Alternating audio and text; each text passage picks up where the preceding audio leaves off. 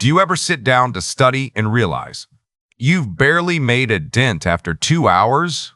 Or worse, you forget half of what you tried to cram. Hi, I'm Sean, and trust me, I've been there. Today, we're approaching studying like prepping for a road trip. You wouldn't hit the road without checking your fuel, would you? Mapping out your stops and packing snacks is essential for trips. Studying is no different. It's all about prep and the journey. Stick around, and you'll have a new roadmap to focus better. You'll retain more and enjoy the ride by the end. Let's kick off with a pit stop called spaced repetition. Think of it like refueling your car at intervals. Most people read notes over and over on the same night, but research shows your brain forgets 70% of what you learn.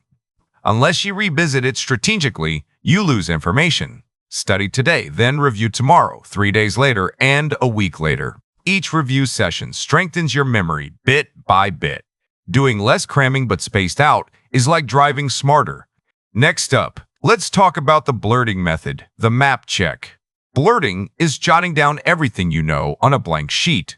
No notes, no peeking, just raw recall. Then, go back to your material and see what you missed. Those gaps are your detours, areas to focus on next. It's a quick way to pinpoint roads you've yet to travel. Stop studying in complete silence. Add background stimulation. Imagine driving without music. You'd get sleepy, right? Your brain works the same way. Add brown noise, white noise, or binaural beats. Try brown noise on YouTube during a 22-minute study session. You might find your focus hits cruise control. Let's tackle the nighttime brain dump before rest stops. Ever tried to sleep before a test with a busy mind? Unload all mental baggage onto paper before bed.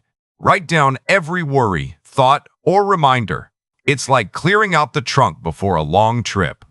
This frees up space for better sleep and clarity. Here's a twist. Reward yourself first, not after. Usually, people save the reward for the end. Your brain loves instant gratification. Set up your study space like a comfy pit stop. Grab a snack, light a candle, or cozy up in your chair. Starting in a space that feels good changes studying. It transforms from a chore into something enjoyable. It's about designing the journey, not forcing discipline. Finally, know your learning style. Are you a paper map follower or GPS reliant? Visual learners can try diagrams and mind maps. Auditory learners should record notes and listen back. Kinesthetic learners need hands-on activities. Studying becomes easier by following what works for you.